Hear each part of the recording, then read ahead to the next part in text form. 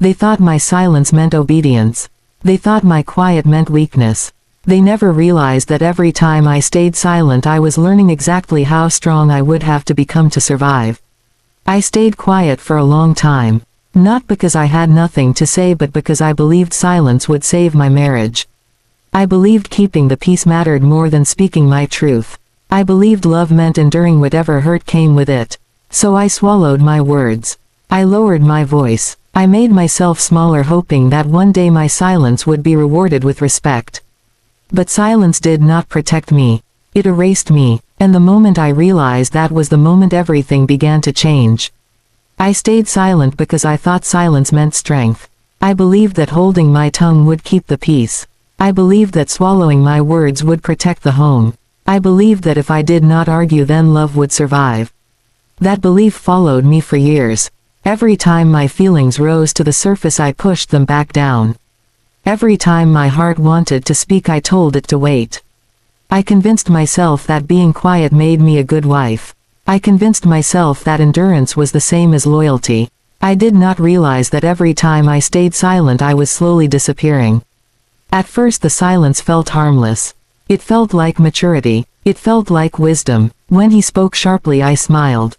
When he dismissed my thoughts I nodded. When he ignored my tears I wiped them away quietly. I told myself that strong women do not complain. I told myself that love requires sacrifice. I told myself that one day he would notice how patient I was. But patience without respect is not love. It is self-abandonment. Over time my silence became a habit. My opinions stayed trapped in my chest. My laughter became softer. My confidence began to fade. I stopped sharing my dreams because he never listened. I stopped talking about my day because he never cared. I stopped asking for kindness because I was tired of being disappointed.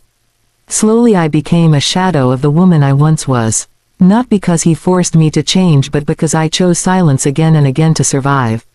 There were moments when I wanted to speak. Moments when my heart beat faster and my throat tightened. Moments when I knew something was wrong and I should say something. But fear always won. Fear of conflict. Fear of rejection. Fear of being told I was dramatic. Fear of being alone. So I stayed quiet. I told myself it was easier this way. I told myself I could handle it. But silence does not heal wounds. It hides them until they become too heavy to carry. The quiet began to cost me pieces of myself. I forgot what I liked. I forgot what I wanted. I forgot what made me feel alive. My life became about avoiding his anger and protecting his comfort. I measured my words carefully. I learned the art of shrinking. I learned how to make myself small so he would not feel challenged. And the more silent I became, the louder the emptiness inside me grew. People on the outside thought I was calm. They thought I was strong. They thought I had a peaceful marriage. They did not see the battles happening inside my chest. They did not hear the words I never spoke. They did not feel the loneliness that followed me even when I was not alone. Silence can look like peace to others, but inside it can feel like suffocation. I remember standing in the mirror one morning and not recognizing the woman staring back at me. Her eyes looked tired. Her smile looked forced. Her voice felt distant even to herself. That was the moment I realized something painful. I had been protecting the relationship at the cost of my identity. I had been choosing quiet over truth. I had been choosing comfort over self-respect. Silence did not make him kinder. Silence did not make him more loving. Silence only taught him that my feelings did not matter. It taught him that he could speak freely while I swallowed everything. It taught him that I would adjust no matter how much it hurt. And I allowed it because I believed peace meant absence of conflict. I did not understand that real peace includes safety and dignity. The hardest part was admitting that my silence was not forced. It was learned. It was chosen. I chose it because I was afraid. Afraid to lose him. Afraid to stand alone. Afraid to face the unknown. But in choosing silence I lost myself anyway. And that loss was far more painful than any argument could have been. There is a quiet erosion that happens when a woman stops speaking her truth. It does not happen overnight. It happens slowly, day by day, moment by moment, until one day she realizes she no longer knows who she is. Her needs feel foreign. Her voice feels weak. Her worth feels conditional. That is the danger of silence. It convinces you that disappearing is the price of love. I wish I had known earlier that love should never require self-erasure. I wish I had known that my voice mattered even if it made someone uncomfortable. I wish I had known that speaking up does not make you difficult. It makes you honest. But I was taught that good women endure. Good women adjust. Good women keep the peace. No one told me that good women also deserve to be heard. By the time I understood the cost of my silence, it had already taken years from me. Years I spent waiting for him to change. Years I spent explaining his behavior to myself. Years I spent shrinking so he could feel bigger. And one day something inside me broke open. Not loudly, quietly. I realized that silence had not saved the relationship. It had only destroyed me. That realization did not come with anger. It came with clarity, a calm understanding that I could no longer disappear to keep someone else comfortable. That my voice was not a threat. That my feelings were not too much. That my needs were not unreasonable. That moment marked the beginning of my return to myself. Silence taught me many lessons. It taught me how strong I was. It taught me how much I could endure. But it also taught me what I would never accept again. I learned that peace without self-respect is not peace at all. It is a quiet war against your own soul. If you are listening to this and you recognize yourself, know this. Your silence is not weakness. But it should not be permanent. You deserve to take up space. You deserve to speak your truth. You deserve relationships where your voice is welcomed, not tolerated. Staying silent may feel safe now, but losing yourself will cost you more than you realize. There is power in finding your voice again. Even if it shakes. Even if it comes out slowly. Even if it changes everything. Because the moment a woman stops silencing herself is the moment she begins to live. And that is where my story truly began. I learned that pain does not always leave bruises. Some wounds never show on the skin, yet they cut deeper than anything visible. Emotional neglect is quiet. It does not announce itself. It does not come with shouting every day. It arrives through absence, through indifference, through the slow realization that the person beside you no longer sees you. At first I did not recognize it as harm. I told myself he was tired. I told myself he was stressed. I told myself this was just how marriage settled after time. He stopped asking how my day was. He stopped listening when I spoke. He stopped noticing when I was hurting. When I cried, he looked away. When I needed comfort, he stayed silent. And somehow I convinced myself that needing less would make me easier to love. There is a special kind of loneliness that comes from being ignored by the person who promised to stand by you. It is not loud. It does not scream. It sits quietly in your chest and grows heavier with time. You can be in the same room and feel miles apart. You can share a bed and still feel alone. That kind of loneliness changes you. I began to question my worth. I wondered if I was boring. I wondered if I was asking for too much. I wondered if something was wrong with me. Emotional neglect has a way of turning pain inward. Instead of blaming the absence, you blame yourself. You start shrinking your needs. You start lowering your expectations. You start telling yourself that love should not require attention. I remember moments when I was excited about something and I shared it with him only to be met with silence. No response. No interest. Just a nod or a distracted glance at a screen. Each time that happened, something inside me dimmed. I learned to stop sharing joy because it felt embarrassing to be ignored. I learned to celebrate quietly. I learned to suffer quietly too. He did not have to raise his voice to hurt me. His absence spoke louder than anger ever could. The way he dismissed my feelings. The way he changed the subject when things got emotional. The way he made me feel invisible without saying a word. Emotional neglect teaches you that your feelings are inconvenient. I stayed because I told myself this was better than chaos. I told myself that at least there was no constant fighting. I told myself that other women had it worse. But pain is not a competition. Just because someone else is drowning deeper does not mean you are not struggling to breathe. Over time my body felt the weight of what my heart carried. I was always tired, always tense, always waiting, waiting for affection, waiting for acknowledgement, waiting for a sign that I mattered. Living in a constant state of waiting drains the soul. You lose yourself in anticipation. What hurt the most was realizing that I was trying harder to be understood by someone who had already stopped trying to understand me. I explained my feelings carefully. I chose my words gently. I waited for the right moments. But emotional neglect does not respond to effort. It responds to awareness. And he had none. There were nights when I lay awake wondering how someone could be physically present yet emotionally absent. How someone could hear words and not feel them. How someone could promise love and then forget the responsibility that comes with it. Emotional neglect is not forgetting an anniversary. It is forgetting the person. I began to feel like I was asking permission to exist. Permission to speak. Permission to feel. Permission to need. That is when I realized something was deeply wrong. Love should not make you feel like a burden. Love should not make you doubt your right to be seen. The scariest part was how normal it became. How easy it was to accept crumbs. How quickly I adapted to emptiness. Humans have an incredible ability to survive even in emotional deserts. But survival is not the same as living. I was alive but I was not fulfilled. I noticed that I laughed less. I smiled less. I dreamed less. Emotional neglect steals joy quietly. It does not take everything at once. It takes a little at a time until you look around and realize there is nothing left. People often talk about physical pain as the worst kind of pain. But emotional neglect teaches you that being unseen can hurt more than being hurt openly. At least anger acknowledges your existence. Silence makes you feel like you do not matter at all. I tried to fix myself thinking maybe if I became more interesting, more patient, more understanding he would come back to me emotionally.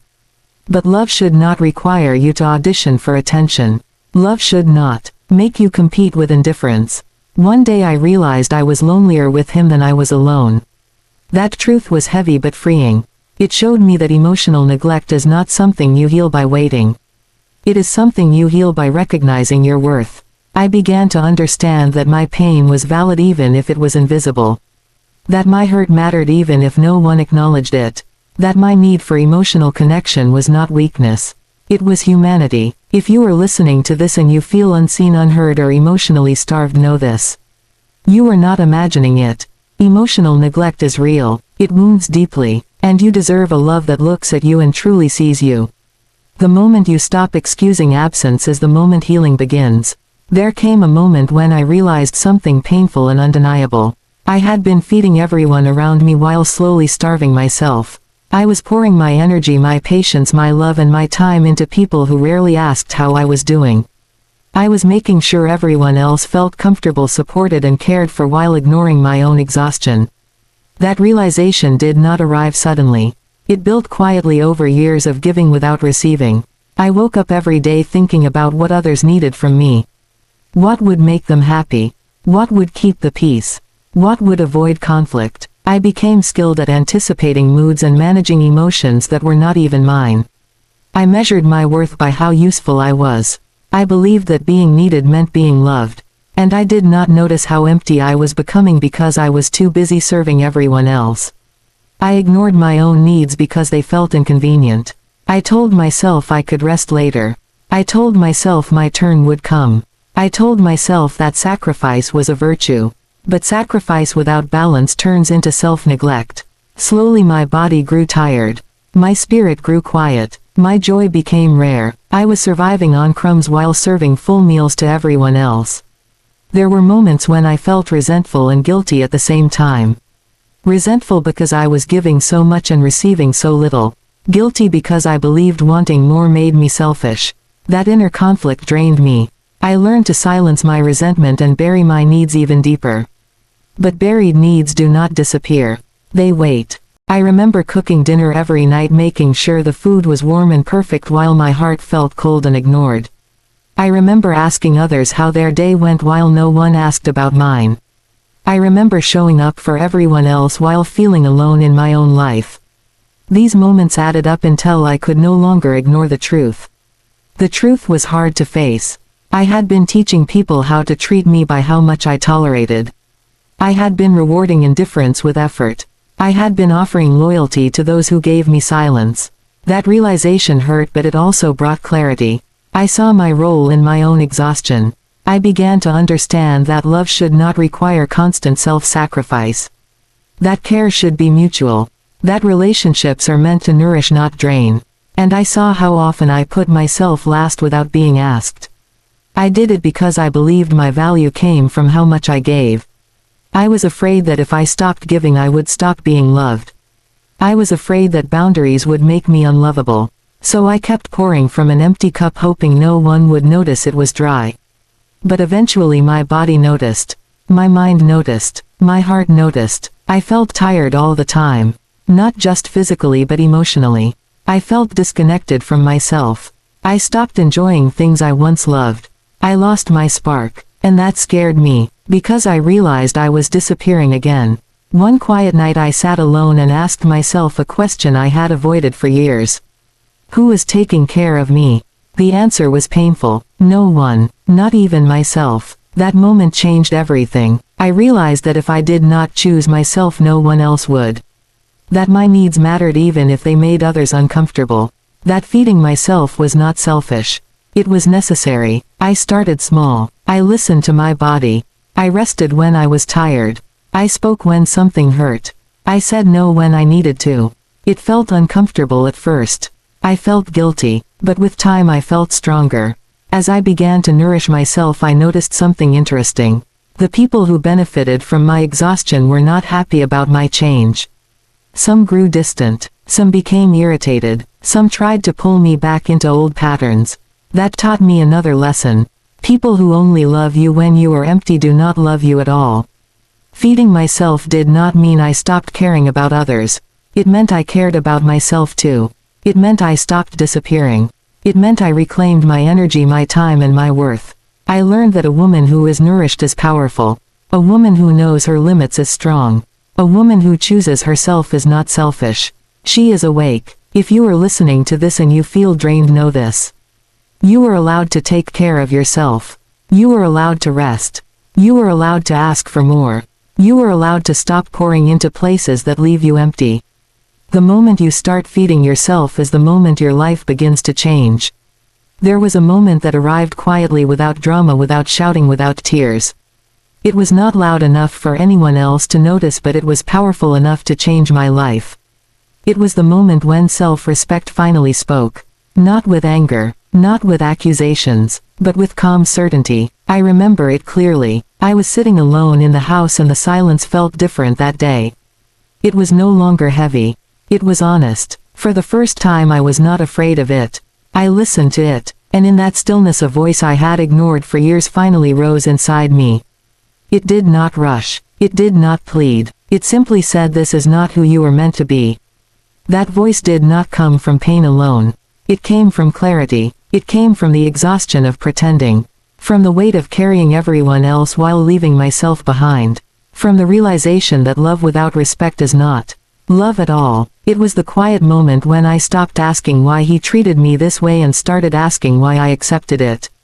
Self-respect does not always arrive with confidence. Sometimes it arrives tired. Sometimes it arrives wounded. Sometimes it arrives after you have given everything you have. Mine arrived when I finally admitted the truth to myself. I was not asking for too much. I was asking the wrong person. That realization did not make me angry. It made me still, and in that stillness I felt something new. Strength. Not the kind that fights. The kind that knows. I saw clearly how many times I had explained behavior that hurt me. How many times I had lowered my standards to keep the peace. How many times I had told myself this is just how relationships are.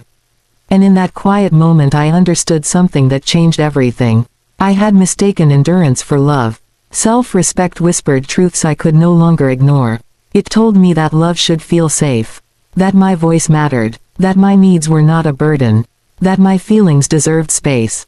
That silence should never be the price of belonging. There was no dramatic confrontation that day. No packed bags. No slammed doors. Just an internal shift. A line drawn inside my heart. A promise made quietly to myself. I will not abandon myself again. That promise felt sacred. It felt like coming home. I noticed how differently I began to carry myself. I spoke slower. I listened more carefully to my own emotions. I stopped rushing to explain myself. I stopped apologizing for existing. I stopped shrinking. Self-respect does not announce itself to others immediately. It starts inside. It shows up in small ways. In the way you pause before agreeing to something that hurts you. In the way you say no without over-explaining. In the way you stop chasing validation. I realized that I had been waiting for permission to matter. Waiting for someone else to choose me. That day I chose myself instead. And that choice changed how I saw everything. Fear still existed. Doubt still whispered. But they no longer controlled me. Because self-respect had given me a new anchor. One rooted in truth rather than fear. I began to understand that peace is not the absence of conflict. Peace is the presence of dignity. And dignity begins the moment you decide you will not tolerate what breaks you. There was grief in that realization too. Grief for the woman I had been before I learned this lesson. Grief for the years spent hoping someone else would see my worth. But there was also relief. Because I no longer needed to beg for what should have been given freely. Self-respect does not demand change from others. It changes you. It changes what you accept. It changes what you allow. It changes what you walk away from. That quiet moment became my turning point. Not because anything around me changed immediately, but because I did. And once you change how you see yourself, nothing stays the same for long. I stopped negotiating my boundaries. I stopped minimizing my pain. I stopped telling myself I was too sensitive. I stopped doubting my intuition. And slowly the world responded. Some people became uncomfortable with my calm. Some tried to pull me back into old patterns. Some did not like the version of me that no longer explained herself. That taught me another truth. Self-respect will cost you relationships that were built on your silence. And that is a price worth paying. Because the woman who knows her worth does not need to raise her voice. She does not need to prove her pain. She does not need permission to leave situations that hurt her. She simply stands, quietly, firmly, and chooses herself. That was the moment self-respect spoke. And I listened. I reached a place where fear no longer controlled my decisions. For a long time familiarity felt safer than happiness. I knew the routine. I knew the pain. I knew what to expect even if it hurt. Fear told me that staying was easier than starting over. Fear told me that the unknown was dangerous. Fear told me that loneliness would destroy me. So I stayed. I stayed because the pain I knew felt less terrifying than the peace I had never experienced. Choosing peace required me to face that fear honestly. It required me to admit that comfort had become a cage. Familiarity was not love. It was habit. It was survival. It was choosing what was known over what was right. I realized that fear had been making my choices for years. Fear of being alone. Fear of failing. Fear of judgment. Fear of regret. I asked myself a hard question. What was I really afraid of? Was I afraid of being alone, or was I afraid of finally hearing my own thoughts? Was I afraid of change, or was I afraid of discovering that I was stronger than I believed? That question stayed with me. Peace did not feel exciting at first. It felt quiet. Too quiet. I was used to tension. Used to walking on eggshells. Used to preparing for disappointment. Peace felt unfamiliar, and unfamiliar things often feel uncomfortable before they feel right. I had to learn that peace does not always feel like happiness in the beginning. Sometimes peace feels like grief. Grief for what you hoped would change. Grief for what you invested. Grief for the version of life you imagined. Letting go of familiarity meant letting go of a future that no longer existed. There were days when I missed the comfort of predictability. Even if that predictability included pain. At least I knew the rules. At least I knew the patterns. Peace required trust. Trust in myself. Trust that I could handle whatever came next. Trust that I would not fall apart without chaos around me. Choosing peace meant choosing uncertainty. It meant stepping into a space where I could no longer blame others for my unhappiness. It meant taking responsibility for my own healing. That was frightening, because healing requires honesty, and honesty requires courage. I noticed how my body reacted when I chose peace. My shoulders relaxed. My breathing slowed. My mind felt clearer. These small changes told me I was moving in the right direction even when my thoughts tried to pull me back. Fear tried to convince me that peace would be boring. That life without drama would feel empty. That love without struggle would feel fake. But fear was lying. It had always lied to keep me stuck. Peace did not make my life smaller. It made it lighter. It gave me space to think. Space to rest. Space to hear myself again. For the first time in a long time I could wake up without dread. I could sleep without tension in my chest. Choosing peace also meant disappointing people. People who were comfortable with the version of me that sacrificed herself. People who benefited from my fear. That was painful, but I learned that choosing peace often means choosing yourself even when others do not understand. I stopped explaining my decisions. I stopped defending my boundaries. Peace does not require approval. It requires alignment. Alignment with your values. Alignment with your needs. Alignment with your truth. There were moments when fear whispered that I was making a mistake. That I should go back. That familiarity was safer. But every time I imagined returning, my body reacted with heaviness. My chest tightened. My stomach turned. My intuition spoke clearly. This is not where you belong anymore. I realized that peace is not the absence of fear. It is the decision to move forward despite it. Courage is not loud. Courage often feels like a quiet step taken while your hands are shaking. Peace taught me patience. Healing did not happen overnight. Some days I questioned myself. Some days I felt lonely. Some days I missed the idea of what once was. But even on the hardest days, peace felt better than chaos ever did. I began to trust that choosing peace would eventually lead me to joy. Not forced joy, not temporary joy, but a steady, grounded joy built on safety and respect. Peace allowed me to reconnect with myself. I rediscovered things I loved. I listened to my needs. I honored my limits. I learned that my worth was not tied to endurance. It was tied to being whole. Fear lost its grip when I realized I had survived worse. I had survived years of silence. Years of neglect. Years of self-abandonment. Compared to that, choosing peace was not the hardest thing I had done. It was the bravest. I understood that familiarity is comfortable, but comfort does not equal healthy. Growth rarely happens in familiar places. Growth asks you to leave what you know to find what you deserve. Choosing peace was not about running away. It was about running toward myself. Toward a life that felt honest. Toward relationships that felt safe. Toward a future that did not require me to disappear. If you are standing at that same crossroads, know this. Fear will always argue for staying the same. Peace will quietly invite you to become more. Listen to the voice that wants you whole, not just surviving. Choosing peace over familiarity is not weakness. It is wisdom earned through pain. It is the moment you decide that your future matters more than your fear. I did not walk away knowing exactly where I was going. I walked away knowing I could no longer stay where I was. Leaving was not dramatic. It was quiet and heavy and real. I packed only what I could carry because I was finally done carrying what was never mine to hold. When I stepped outside that door, my hands were shaking, but my spirit felt steady for the first time in years. Walking away did not mean I stopped feeling pain. It meant I stopped living inside it. The first days were filled with silence, and that silence felt strange. There was no tension in the air. No waiting for the next hurtful word. No preparing myself for disappointment. I had forgotten what calm felt like. I had forgotten that peace could exist without permission. Reclaiming my voice did not happen all at once. It returned slowly in moments I did not expect. In the way I spoke to myself kindly for the first time. In the way I said no without apologizing. In the way I allowed myself to rest without guilt. Each small act was a declaration. I am here. I matter. There were nights when fear crept in. Nights when I questioned my choice. Nights when loneliness felt louder than my courage. But even on those nights I knew something had changed. I was no longer betraying myself to keep someone else comfortable. That alone was worth the discomfort. I had to relearn who I was without constant survival mode.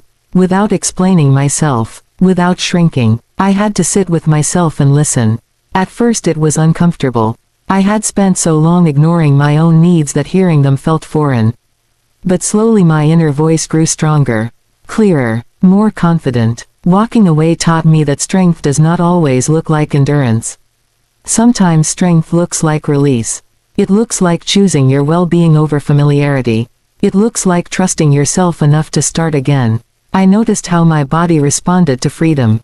My breathing became deeper. My shoulders relaxed. My sleep improved. These were signs of healing I could feel even when my mind doubted. My body knew before my thoughts caught up. Reclaiming my life required me to let go of the version of myself that believed love meant suffering. I grieved that version. She did the best she could with what she knew. She survived. And because she survived, I could finally live. I began to speak differently. I stopped softening my truth to protect others. I stopped minimizing my experiences. I allowed my voice to carry honesty. Not anger. Not bitterness. Just truth. Some people did not like this new version of me. They missed the woman who always adjusted. The woman who stayed quiet. The woman who carried everything without complaint. Losing those connections hurt, but it also showed me which relationships were built on my silence. Reclaiming my voice meant setting boundaries. Clear ones. Boundaries that protected my peace. At first they felt harsh. I worried about being seen as difficult. But over time I learned that boundaries are not walls. They are doors with locks. They let the right people in and keep harm out. I learned how to trust myself again. Trust my intuition. Trust my feelings. Trust my decisions. That trust became my foundation. I no longer needed validation to feel secure. I knew who I was becoming. Walking away also meant forgiving myself. Forgiving myself for staying too long. Forgiving myself for ignoring red flags. Forgiving myself for believing I had to earn love. Self-forgiveness was the final piece of reclaiming my life. My voice grew stronger each time I chose honesty over fear. Each time I spoke my needs. Each time I honored my limits. I stopped asking for permission to exist fully. Life did not become perfect. Healing is not a straight path. Some days were heavy. Some memories still hurt. But even on the hardest days I felt grounded. I felt aligned. I felt free. Reclaiming my life did not mean forgetting the past. It meant learning from it without letting it define me. My story became a source of wisdom rather than shame. I began to see myself differently. Not as someone who endured but as someone who chose herself. That shift changed everything. It changed how I loved. How I trusted. How I showed up. Walking away opened space for new beginnings. For healthier connections. For peace that did not require sacrifice. I allowed myself to imagine a future that felt safe and whole. If you are listening to this and standing on the edge of a similar decision, know this. You do not have to have everything figured out to choose yourself. You only need to know what you can no longer accept. Reclaiming your voice may feel frightening, but silence will cost you more. Your voice is not a burden. It is your birthright. Walking away was not the end of my story. It was the beginning of my truth. And every day I choose to live that truth with courage and compassion for the woman I have become. I did not lose myself when I left. I found myself.